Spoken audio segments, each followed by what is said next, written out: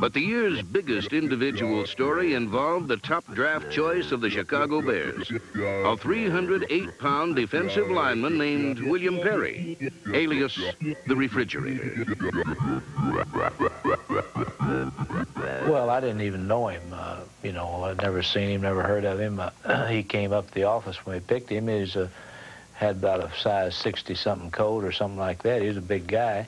The thing that made me mad about him, he came to camp and he couldn't practice but one time, and he went in a heap, and it made a lot of people mad.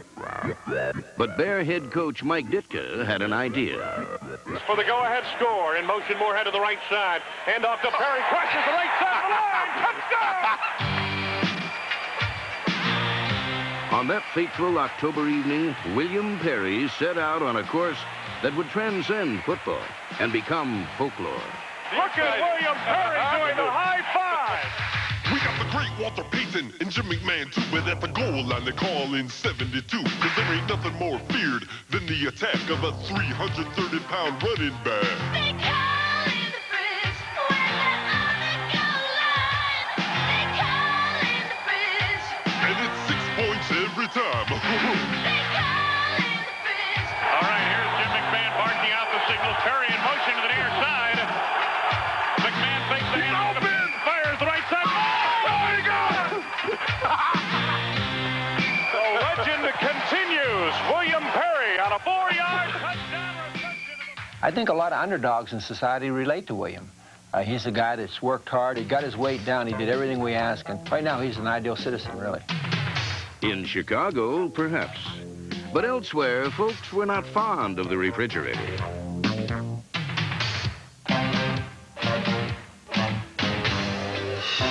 William Perry sparked a revolution.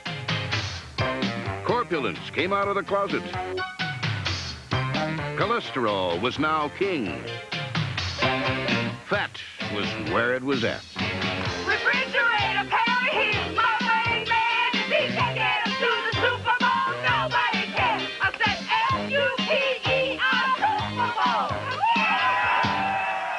This calorie gallery called themselves the Refrigerettes, with a minimum weight requirement of 200 pounds. Of course, you know, we have free membership in the Fridge Perry Fan Club for those who weigh over 300 pounds. And what is that number up to? Right, and that's still growing, too. We're getting, 3 or 4 of those with every batch of litters. We have 138 right now. 138. And the heaviest person is... Yeah, still the first guy, in fact. Dennis Gans from out in East ND at 420. Still 420 pounds. Man.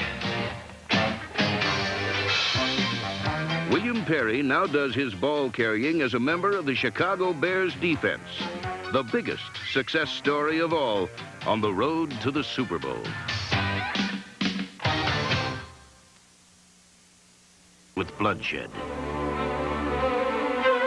Chicago football, like its civic history, is not for the faint-hearted. In 1985, the Chicago Bears had the most ferocious defense in the NFL. We're supposed to be crazy, and people think we're crazy, and once we hit the field, they're expecting something crazy. It's like a pack of wild dogs. You know, if one of them's mean, they're all going to be mean. Who won?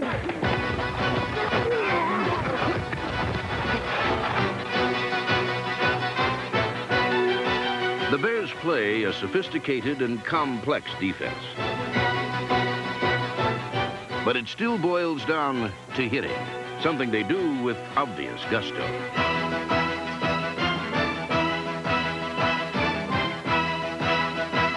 It's something every defensive guy wants, is a big hit every week. And that's what you're out there, to have fun and lay some wood on some people. For the first time since the days of George Halas, the Bears are what Halas made them 50 years ago. The monsters of the Midway. Chicago's defense permitted the fewest points in the NFL, and 7 different defensive players scored touchdowns. This defense helped lighten the burden on the man who for years and years has shouldered the weight of winning for the Bears. Walter Payton, number 34.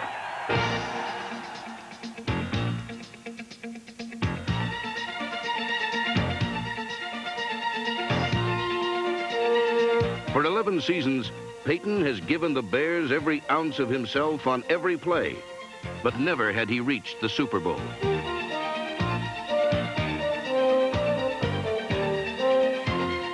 This year, at the age of 31, he again led the Bears in rushing, and he did everything possible to help his team win. While Walter Payton remained the pride of the Bears, Jim McMahon became the darling. McMahon, number 9, is no prima donna quarterback with hairdryer in tow, but a spirited, head-bashing rebel who likes to let the good times roll.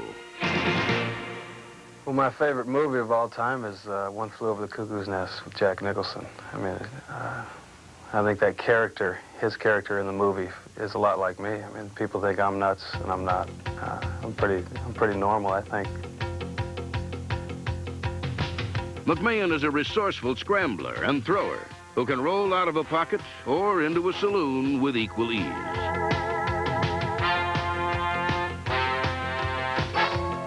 His statistics aren't impressive, but for 3 hours each Sunday, he was almost always the best quarterback in the game in which he was playing.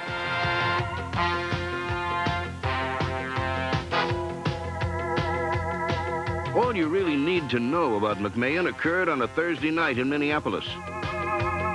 Despite injuries that kept him out of practice all week, he kept begging Coach Mike Ditka to let him play. Finally, Ditka did. And what followed was a scene from a vintage Hollywood movie. And Jim McMahon is on to quarterback the Chicago Bears. Spent 2 nights at Lake Forest Hospital for a sore neck, and he's on to try to revive the Bears offense. First down at 10 yards to go, 30-yard line, Bears territory. Payton the lone setback. Suey in motion to the left side. Vikings coming on a blitz. McMahon back to throw, hurls it deep down the middle. Willie Gold is out there, makes the over-the-shoulder catch to the 30, to the 25, 20, 15, 10, 5. Touchdown! All right. The first play from scrimmage for Jim McMahon with an all-out blitz coming at him. He got it away, and Willie Gold had the single coverage beaten down the middle. Of course, McMahon took a nice shot after the play, but so what? McMahon's first, second, and 8th plays were touchdown passes as he rallied the Bears to a 33-24 victory. While McMahon became the NFL's new wave hero, his coach remained a champion of old-fashioned values. I don't think you ask any quarter, you give any quarter. You play from the bottom up, the top down, whatever way you want to say it. Maybe that's old-fashioned, but I think there's a place for it. Jimmy, how do you do that? How do you do that? He breaks everybody down so that, first of all, you understand you're doing what he wants, and you have to be disciplined. It's almost like going to boot camp. To me, that's just the psychology of life, of how to get the best out of somebody, how to knock them down when they get too big for their britches, and how to raise them up when they're down. Talking does not win football games. They did all the talking last week about what they were, what they could do. Don't say anything. Mike Ditka coaches from the heart as well as the chalkboard. It's going to be a lot tougher than this one. Let's get ready to play. He once broke his hand smashing it in anger after a game. He now wears a shirt and a tie to remind him to keep his composure. But clothes could never hide his distaste for losing at anything. I remember we were playing gin rum, and it was one of those days where the cards are really coming, and I'm getting good hands right and left, because that's the only way I can win at the game. But I ended up, and I'm winning, and it just keeps going, and Mike got so mad, and there's a guy I didn't know, and all of a sudden, he takes the deck of cards, and he just rips the cards half in two, and threw the cards, took the chair, threw the chair, and the chair, leg stuck in the wall. And I mean, I was sitting there, who is this guy, In 1963, Ditka was a tight end for the Bears, and his fighting spirit drove Chicago to the world title.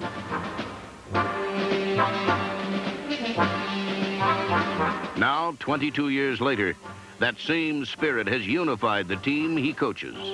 I think that he's brought back the toughness in the Chicago Bear organization. Ask no quarter, give no quarter, and keep that chip on your shoulder and don't take it off until after the Super Bowl, and that's what we're trying to do.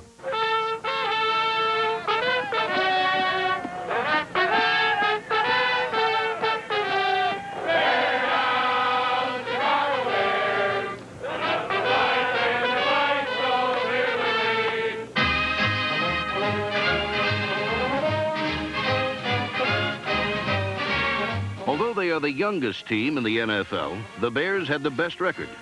Only one team, Miami, beat the Bears all season.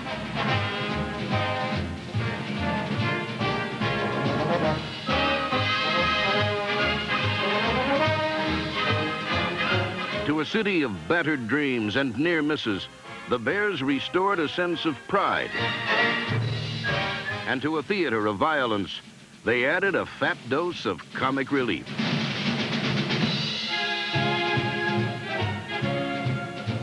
Should we give him the finger? Yeah, man. Should we give him the finger? Yeah, man. Should we give him the finger? Yeah, man. We're number one, we're number one, we're number one, one, one. Whatever we got on our minds, get rid of it, think football. One thing. 60 minutes. Everybody ready?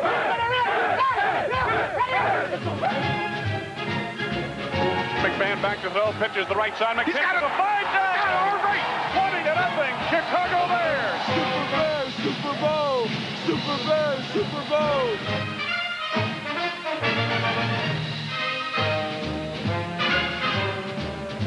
The Bears crushed the Giants 21-0 and earned the right to meet the Rams in the NFC Championship.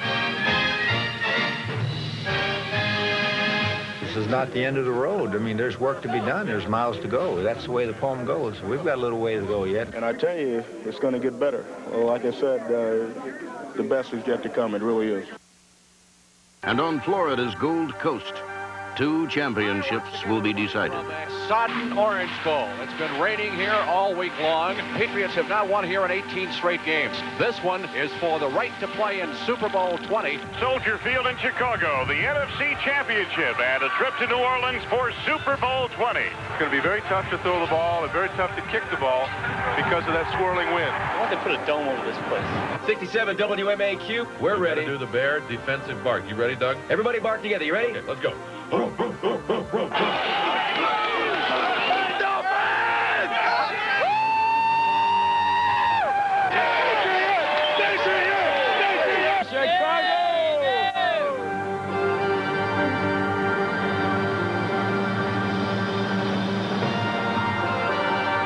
Four teams have traveled this far, but 2 men seem to be riding the wings of destiny and taking their players with them.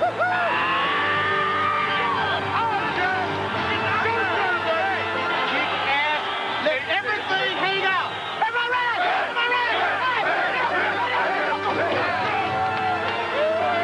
Let's go.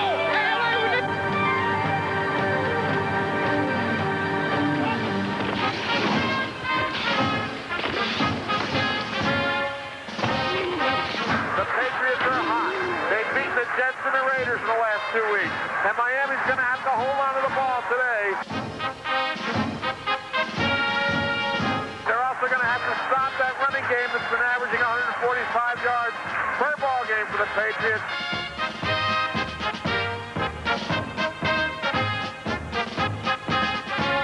He ups once and throws. Touchdown. Patriots. Tony Collins catches in the end zone.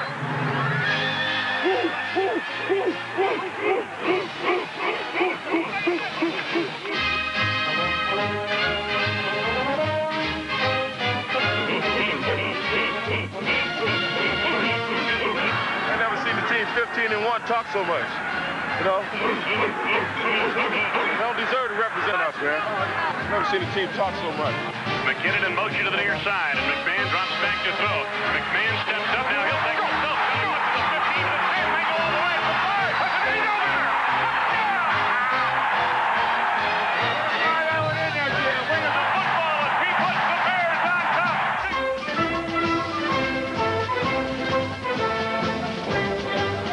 Eason on the fake, fires into the end zone, and that one is a touchdown. Jinx stinks. The jinx is dead, baby. I'm too young to remember that anyway. I don't know nothing about it either. McMahon rolling left, looking to deal. He fires the left side of the end zone. Good call, Mike. Good call. As the Rams and the Dolphins watched their Super Bowl dreams fade, the Bears and the Patriots settled in and let their fantasies take flight.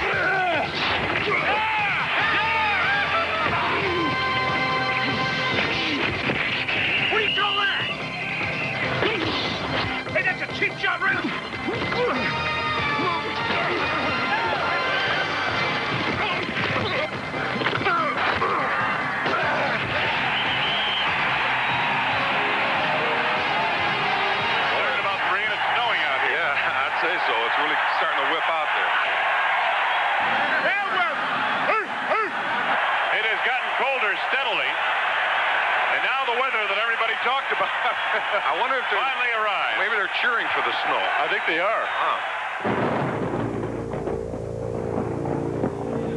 Somebody can't beat us in the fourth quarter. Fourth quarter, can't no one beat us. It means that they have destroyed the Orange Bowl jinx.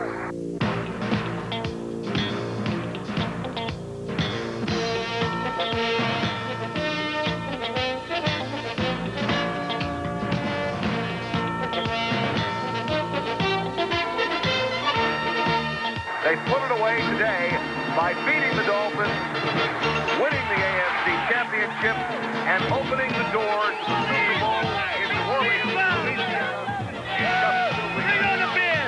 It is snowing steadily now here at Soldier Field. The weather that everybody from Chicago was hoping for has arrived. Not to get theatrical, but I mean, how better can you write a script here for crying out loud? Third down, 11 yards to go for Dieter Brock and company. Brock back to pass, the right side.